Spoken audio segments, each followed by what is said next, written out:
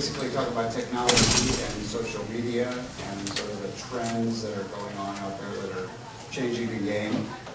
It used to be the case that we had to make what we call bad choices. We could have something that was quick, we could have something that was good, we could have something that was fast, but basically or inexpensive and not all of the above. And what's so great today that we see every day at 1871 is that technology has permitted us to sort of make better choices, and we can now combine things quickly, and we can get products and services out there, and we can make a real difference in a much shorter period of time. So what's nice about this and what's really important to understand is we don't have to make the kind of choices that you often find in businesses where somebody says you don't have enough money to do this right, or it's too expensive, or it's going to take too long. And today, in fact, if somebody isn't performing, if something isn't happening, what we say is that means you haven't thought about it hard enough or long enough, or you haven't just been creative enough. And so, we're, in a context of innovation that's really pretty exciting. And if anybody hasn't been to 1871, you should get a chance to come by. We have about 280 businesses now. They're all starting up, different kinds of businesses across just about every industry you can imagine. And we have about 1,000 people a day that come through. So it's a really exciting place, and it's an exciting opportunity.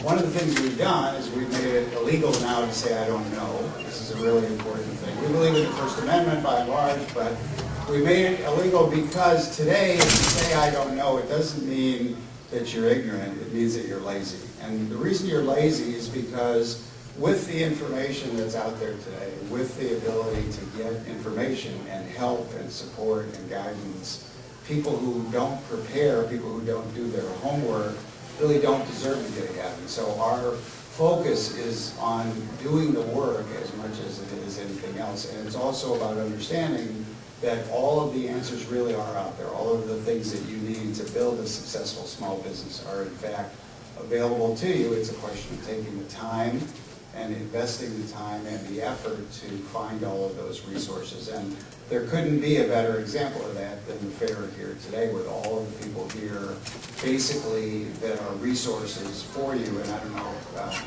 who heard the prior presentation, but she said it's like a spa day for small businesses. It's like everything is about you, and we're just trying to make you better, because the mayor and the city are really committed to the growth of businesses, and frankly, new businesses and small businesses is where the growth is happening these days in this country. So I'm going to talk about 6 things, basically. The first is the idea of niches, which are sort of used to be small collections, and today, frankly, the world has changed in some interesting ways. We're not that interested these days in the crowd. We used to hear everything was about the crowd.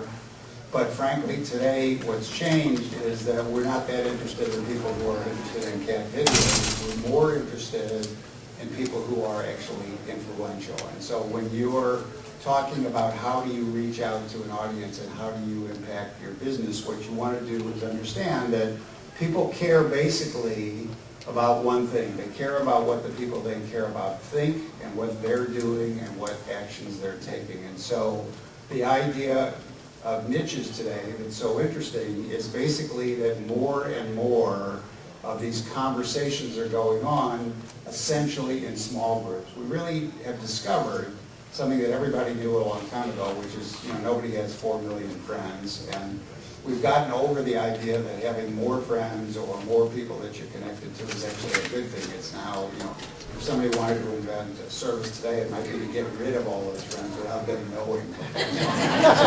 so they weren't pissed off by virtue of being defriended. But the real idea is this. Today, because we can reach the whole world, a business can go from being a Chicago suburban or a Chicago downtown business to being a worldwide business almost overnight. And some of the companies that we deal with, because distribution is so easy, they can reach large audiences, and if they understand and if they message these audiences correctly and connect to them, what you discover is those are the right people. Those are the people that are engaged, the people that are interested, the people that are going to support you in a lot of respects, and that's really what we're looking for when we talk about customers. So The world today that we deal with in terms of digital everything, and by the way, I don't think there are any businesses left that aren't technology enabled.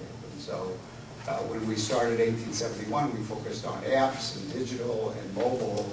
But today we would say that any business, any area is something that can be disrupted, changed, and improved by technology. And so that's what's really exciting. So we're looking to connect consumers with content that's really important to them and to build communities. And all of this is about not doing it for 3 weeks, but doing it for a lifetime. Because if they're not sustainable businesses, if they're not businesses that are built on solid foundations, then we're not really accomplishing anything. We're just sort of on a treadmill. And so one of the other things that you should understand when you're building a business is not to think of the business as a one-time anything.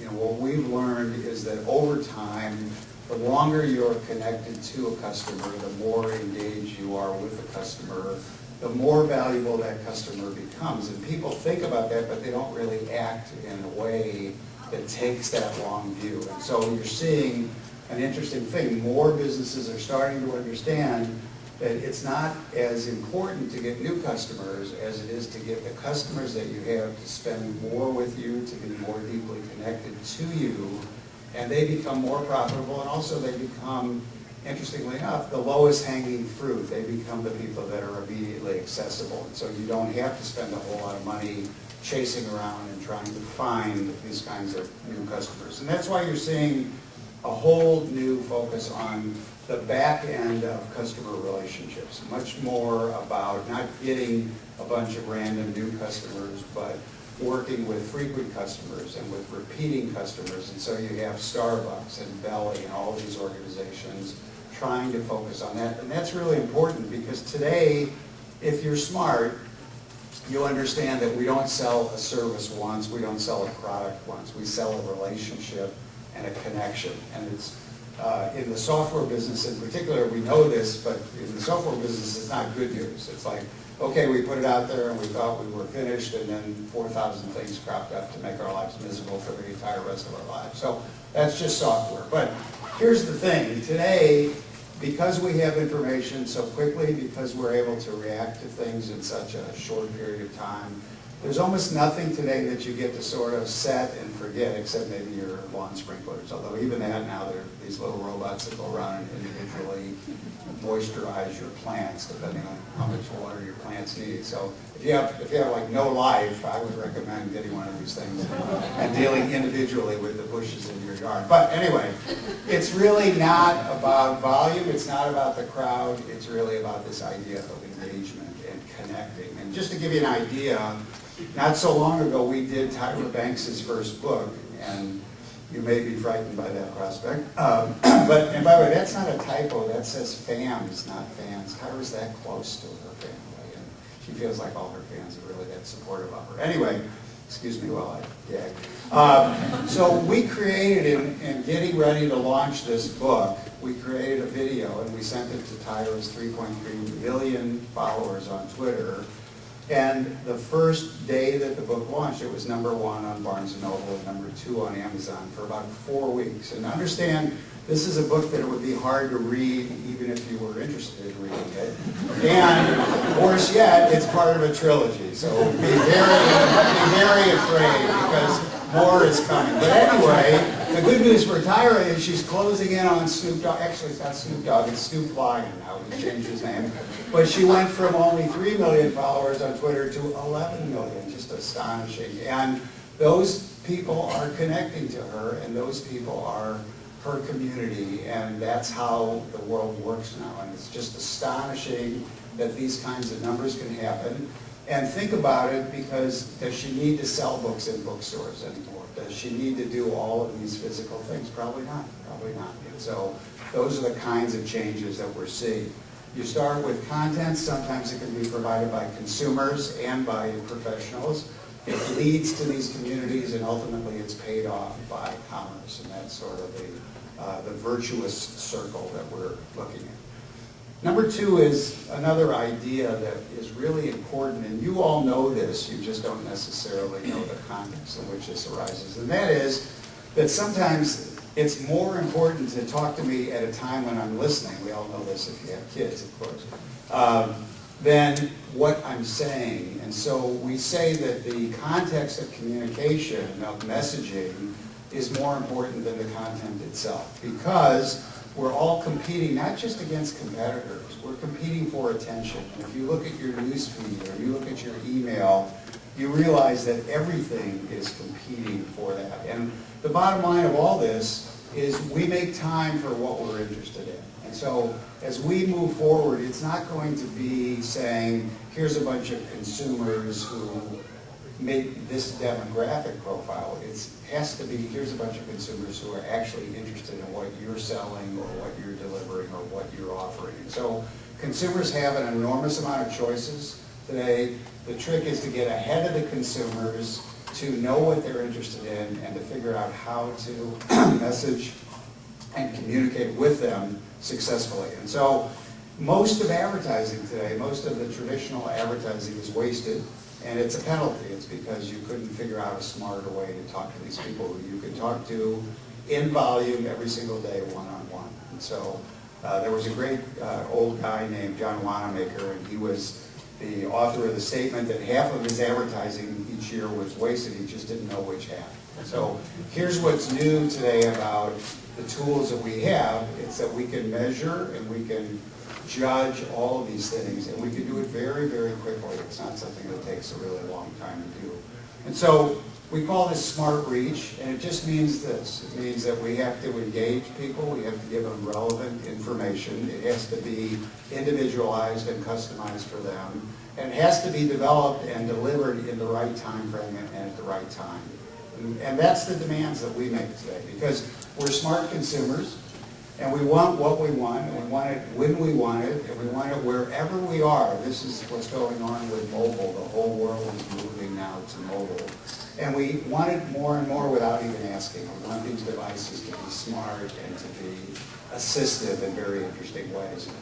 We learned something from the game business, and that is we also want to do another thing as consumers.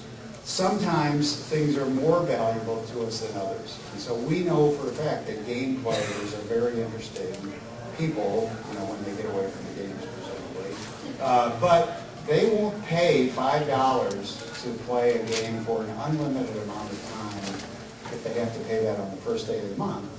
But if they pay per play 25 cents, they'll spend about $25 on average in that same month.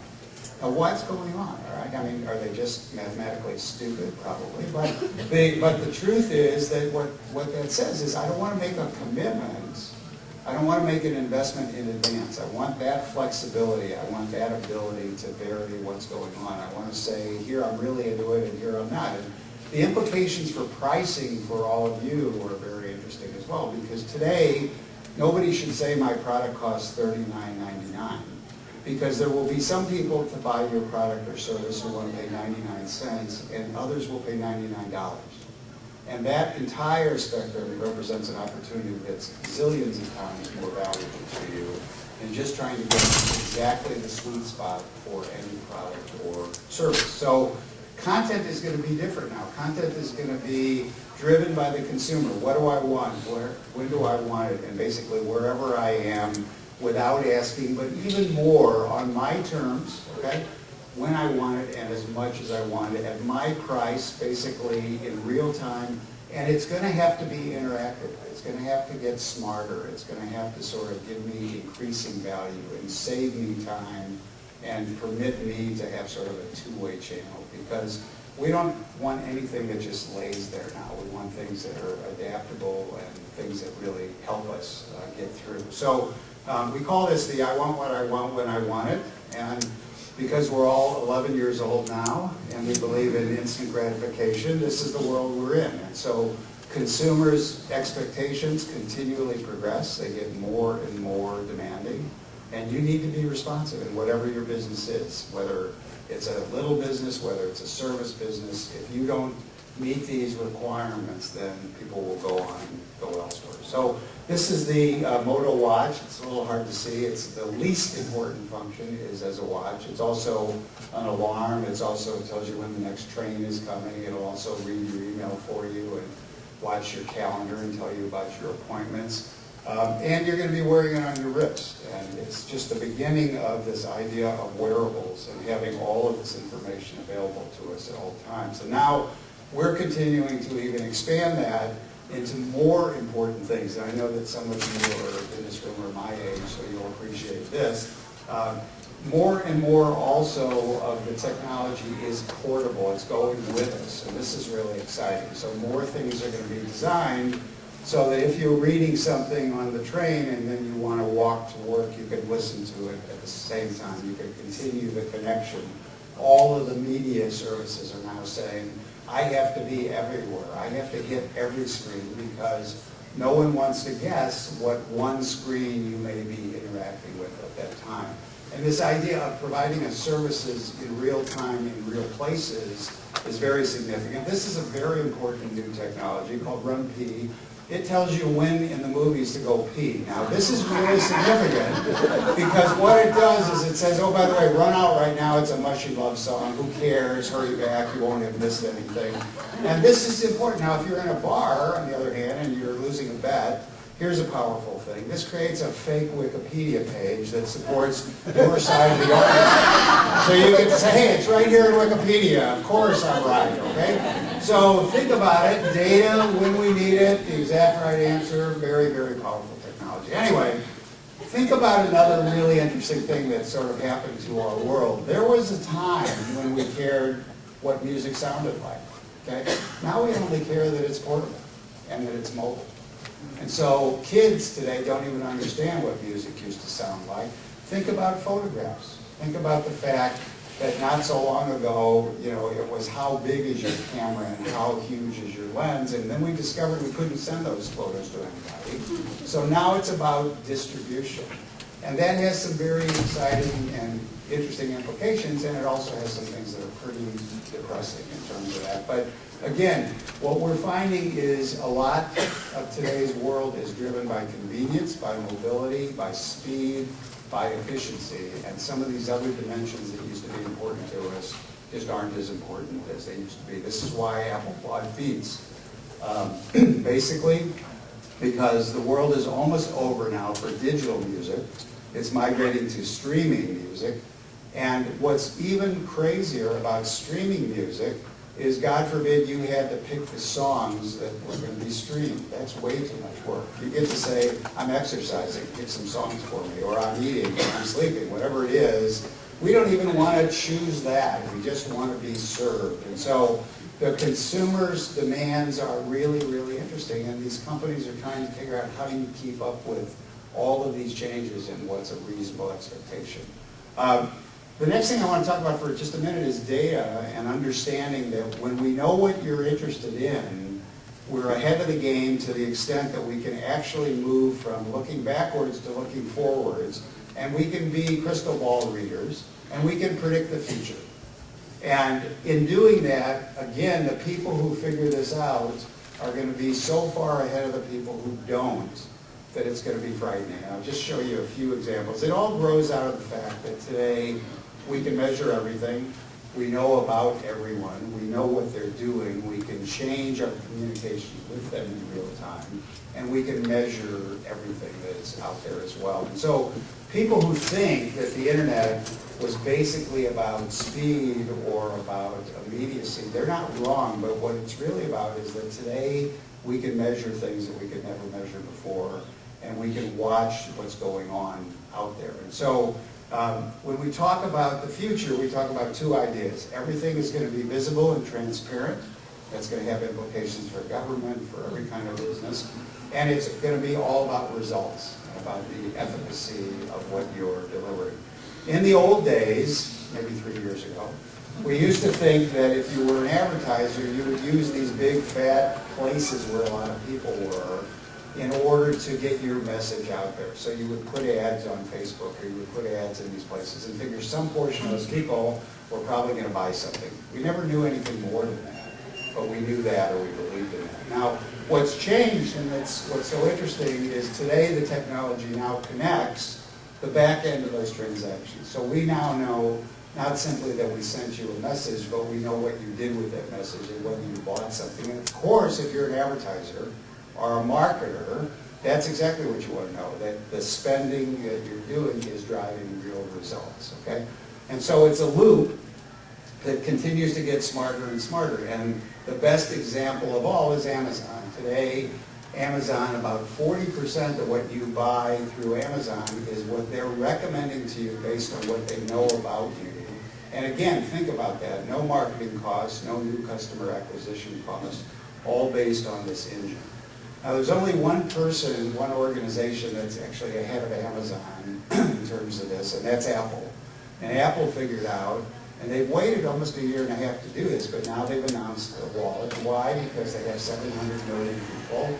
They know their habits. They know that they have their credit cards based in their phones now. And so that's where we're headed. We're headed to a system where we finally will have a digital wallet, but it'll be our phone, and most likely for a very long time, it'll be an iPhone. And they announced the new phone in connection with some pretty impressive merchants and marketers. Whole Foods, McDonald's, all the credit card companies already engaged. And this is how Apple operates. This is how Apple took over the music industry. This is how Apple changed the book industry in many respects. And now we're going to see it with respect to payments. And it's exciting, and it's also more than a little scary. But this idea of data is really important. This is Ticketmaster. Everybody knows about Ticketmaster. But this is Ticketmaster enabled by Facebook. And it's a huge difference because now you get to see where your friends are sitting. And now you get to see which of your friends are going to a concert. And if you don't think that changes the commerce, you just don't understand how much we depend on what our friends are doing, what our peers are doing. And by the way, we don't want our parents necessarily to know, so you can just restrict this information to your friends only. But the idea is that this is something that Ticketmaster couldn't do itself, but now that Facebook can provide this kind of powerful and very valuable information, it's now available to all of us. So when I talk about moving from looking backwards to looking forward, let me just tell you that, and this is this, I don't know, somebody knows the name of this guy. He's the hockey guy who always says, you know, you skates or whatever, Wayne Gretzky, right? All right. Anyway, the idea is this, that today we know more than you know about you. So this was a problem that Target had. This dad kept calling up and saying, why are you sending my daughter maternity ads? And they said, maybe you should have a chat with your daughter. And of course, she was pregnant. Okay? This was a guy whose TiVo got the wrong impression. He had watched a couple of Broadway shows, and it turned out that he thought that that was his interest area. He watched a few football games and an Army movie or two, and he sort of got the pendulum back. But we're moving forward so quickly that Google can now do a better job of predicting real estate trends than the real estate professionals can. And if you think that's not crazy, the credit card people can say when you're getting divorced. Now, how do they do that? Okay, well, first of all, same-city hotel charges are a big thing. Flowers sent to an address that's not your home, okay?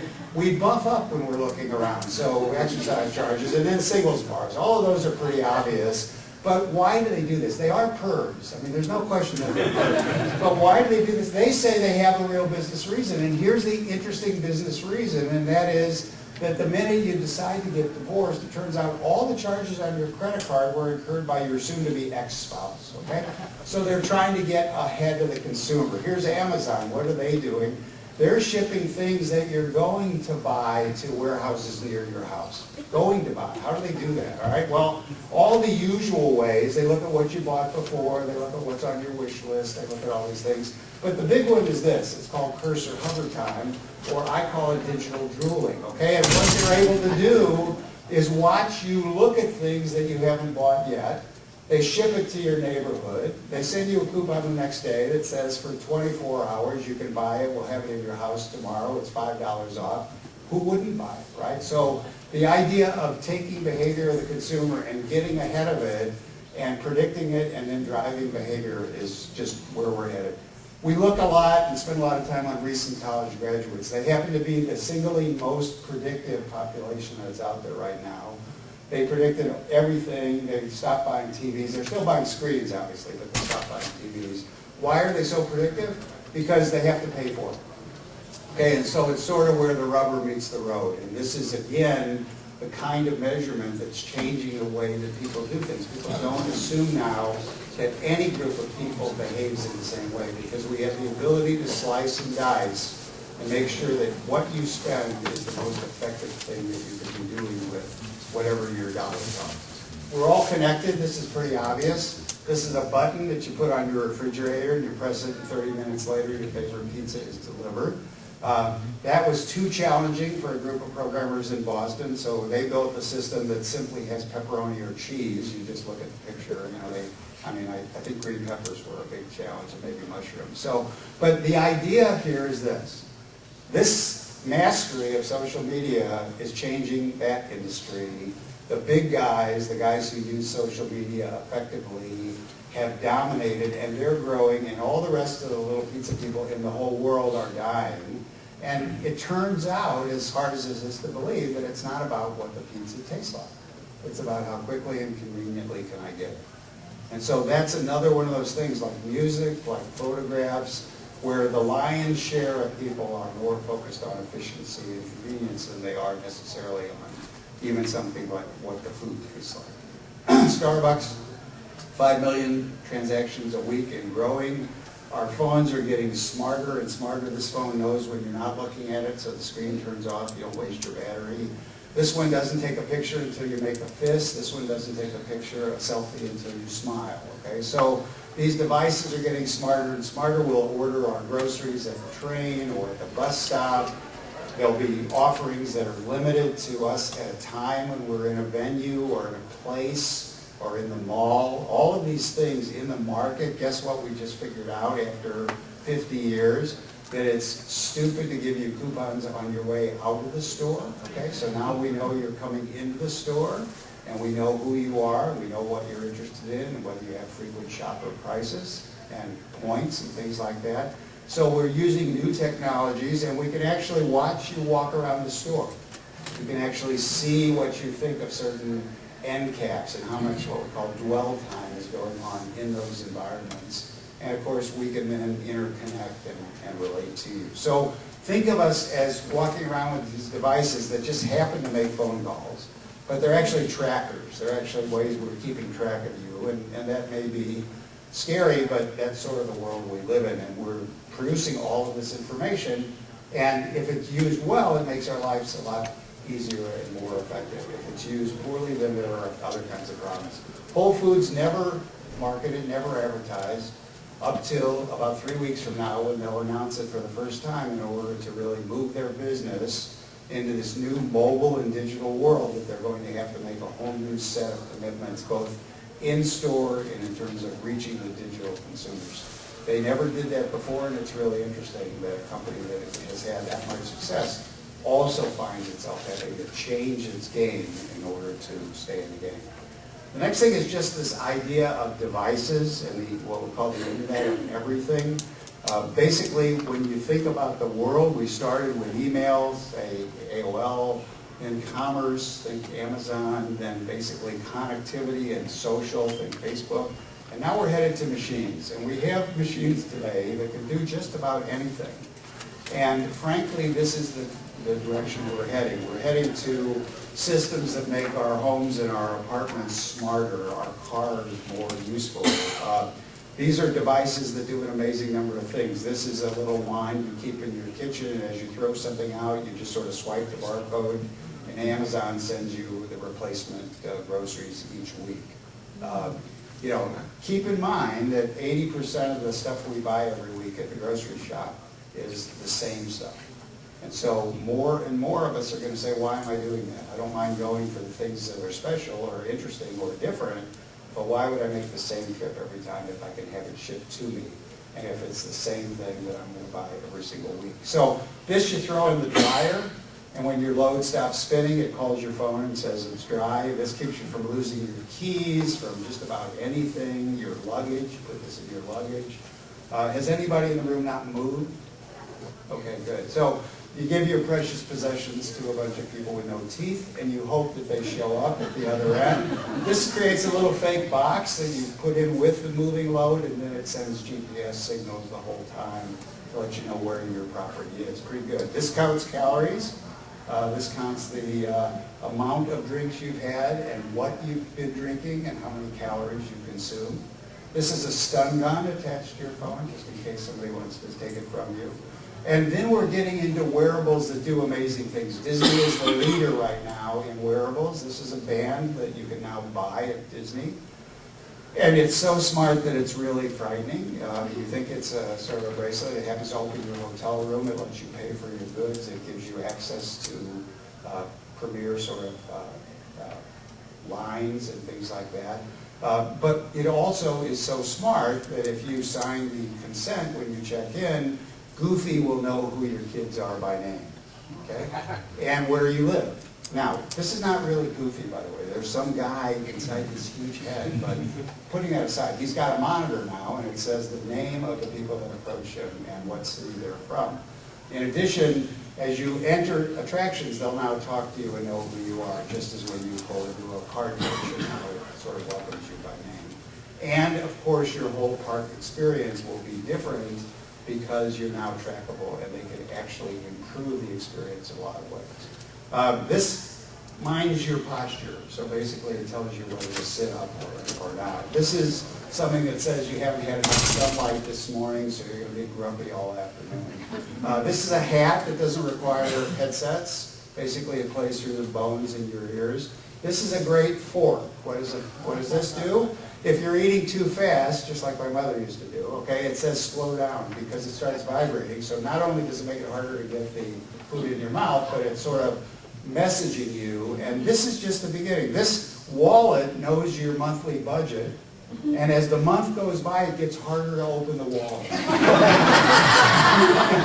So what's going on here? Okay, well, we're using information. It's changing and influencing our behavior. It's all due to this connectivity, and you know what? It's pretty helpful. It's not that frightening. This tracks our exercise. This helps us basically recharge our phones. This is a colonoscopy that everybody can look forward to. We call it the light at the end of the tunnel. You swallow this camera, and it does this examination, and it's much less painful than you would imagine. So where are we headed? And this is what's really exciting. Slabs and tabs are what we call phones and tablets today. Bionic things, or we're all going to have robotic arms.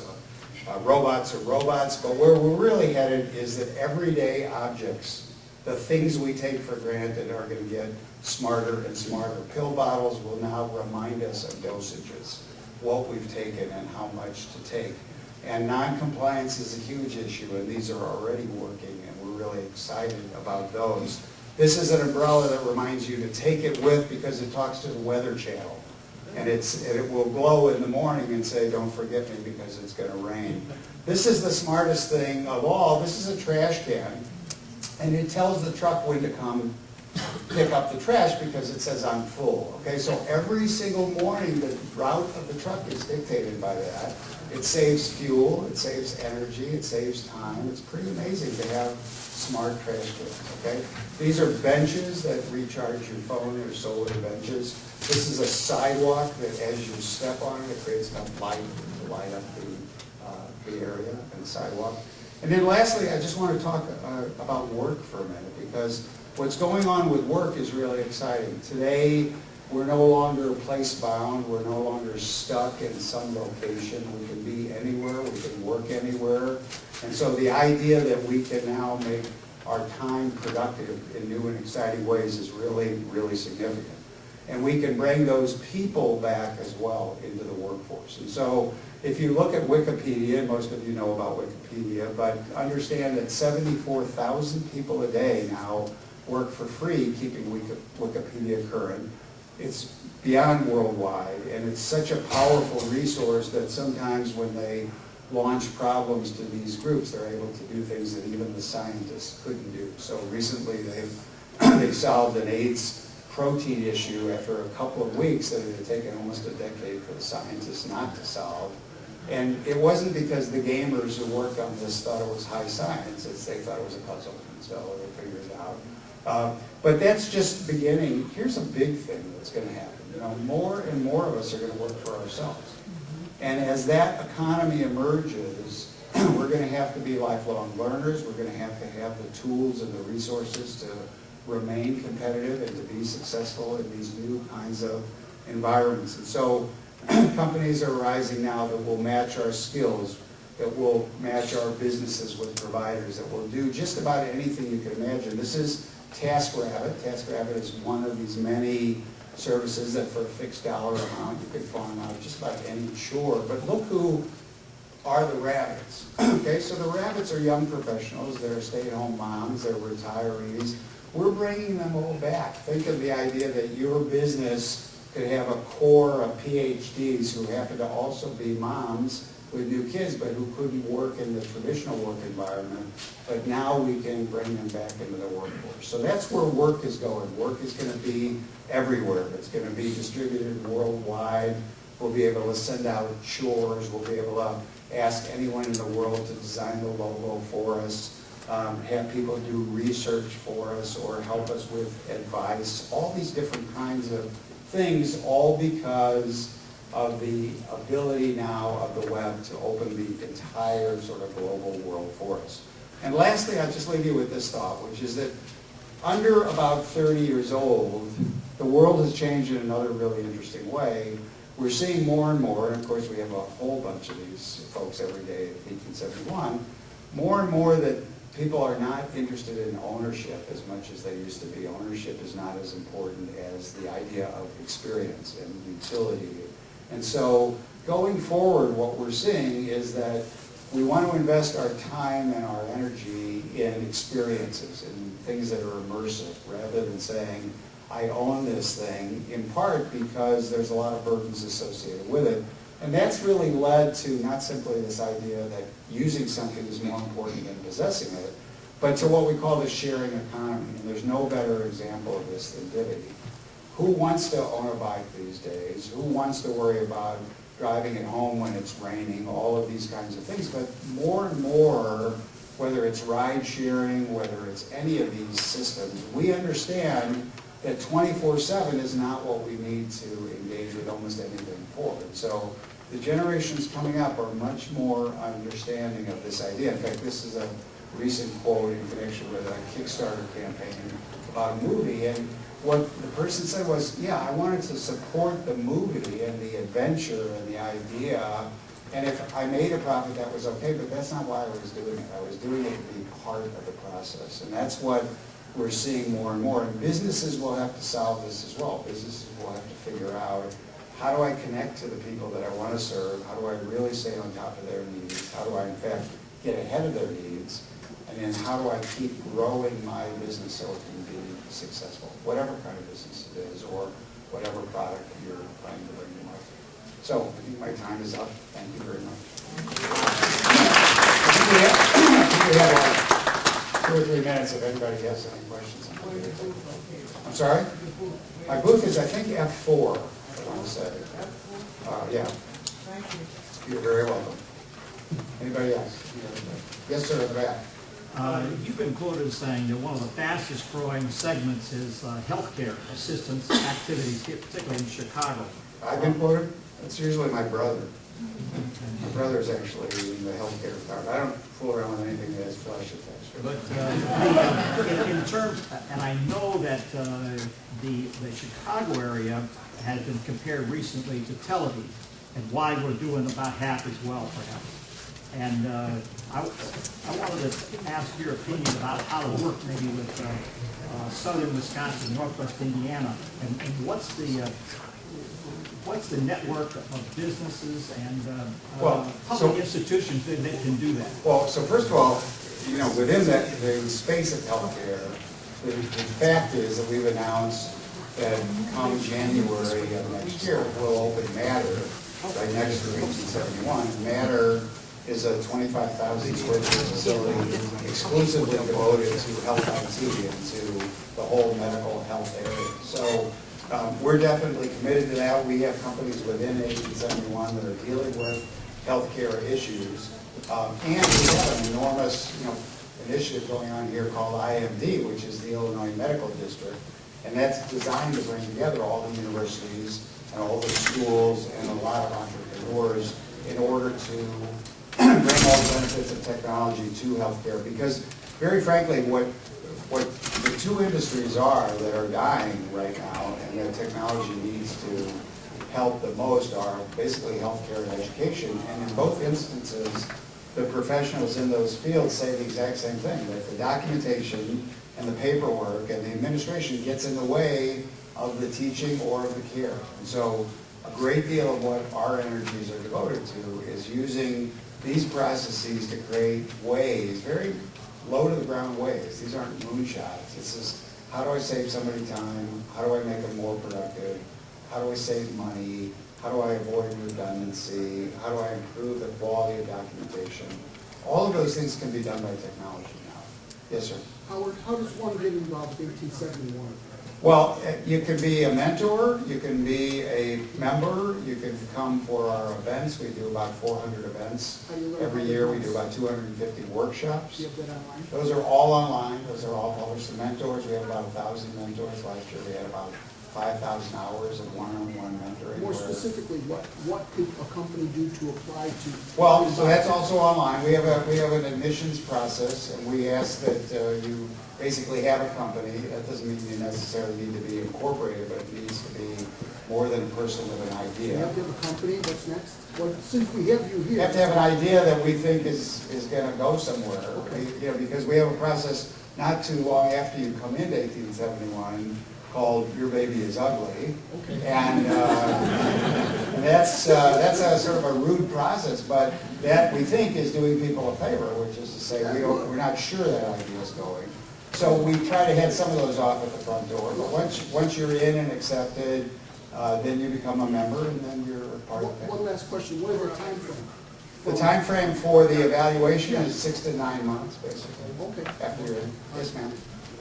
First of all, one of the best presentations I've heard in a long time, and I do presentations. Thank you. In all ways. Thank you. Okay, so here's the deal. You gave us so much good stuff. Yeah. What's the most important thing?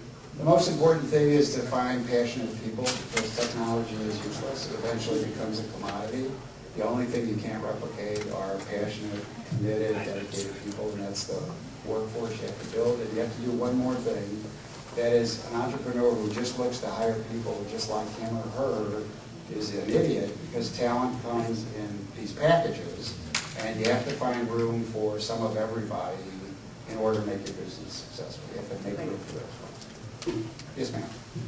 Well, how does that, the idea of hiring the right people in a part of your organization, how does that fit with the fragmented, if you get an hour of my time at the time, you don't get what you need as you need it? Well, I think that those are two different things. The mentoring process, the idea of seeking advice and getting information from a whole lot of people that you can learn from, is just part of being a lifelong learner and continuing education. Building a company is putting together a group that's a coherent group and that are going to live and die on basically the success of their idea. So what we say a lot is, part one is this idea of getting passionate people and committed people. Part two is another thing. One, they can't all look and act like you, as much as you would like to have everybody be a type A lunatic. That doesn't work. And two, and this is a little harder to understand, Willie Sutton was a great bank robber. His great quote was, "Why do you rob banks? Because that's where the money is," right? Okay, but he had a second quote, and the second quote was equally important, and he said, "My team has to just do their jobs. They don't have to love each other." This is sort of a fantasy about startups and small businesses as well, that everybody has to have these kumbaya moments where we're all loving each other and go out knitting and we bowl on Saturdays. That's not really a good formulation either. We have to basically build a business that says, we're not going to subsume all of your life. You're going to have a life independent of that, but you're going to come here and you're going to do the best you can while you're here, and that's the formula for growth and success. I saw Stephanie come in. Did I miss her? Okay. Yes, sir. Oh, there you are. Hi. Okay, this is our treasurer. Yes, sir. Question, what are you doing with education technology specifically for the CPS? So we've just launched something called Leap Innovations, which is run by a woman named Phyllis Lockett. It'll be at 1871. It'll open in about 2 weeks. It'll have about 8 or 10 startups that are ed tech startups that are focused on pilots within CPS and everything from Learn Metrics and Think Circa and some of these different companies that we've incubated at 1871 over the last 2 years, but also new companies coming in. We're working with CPS to develop 2 new initiatives, one to make the robots that have been distributed to the libraries useful, so somebody can actually make them work, and along with the MakerBots. And 2, to develop some new technologies where the kids will first be exposed to the results of the technology, and then sort of, I call this eat dessert first, and then once they get what they can do, then it makes it a lot easier to say, it takes 16 weeks to learn how to do it, but now you understand the end goal, and that's why you should do it. Because what's happening, 1871 is fine, what's happening is we want to make it possible for every kid in the city to aspire to getting to 1871, to being an entrepreneur, and in a lot of our schools, we're not exposing them to the technology in the way we should. Okay, yes ma'am, last question. Couple of companies that you think exhibit for ahead of the game and transparency and efficacy? Well, I think that, interestingly enough, we're about to have our momentum dinner, and we've evaluated a whole bunch of companies that have made significant progress. So whether it's Jellyvision or Centro, which for 4 years in a row has won the award as the best company to work for in Chicago. That's almost impossible. Next Monday night we're celebrating 240 Illinois companies that were included on the Inc. 5000 list as fastest growing companies in the United States. There's a lot going on in Chicago. There's a lot of tremendous companies. And so if you just look at the nominees for our Momentum Awards, as I say, Centro and Jellyvision, Kate Kira, and Go Health, all of these companies, Context Media, they're all solving big problems. We say, if you come to 1871 because you want to make a lot of money, that's not a big strategy. You come to 1871 because you want to make a difference. And that's really what it's all about. So, thank you very much.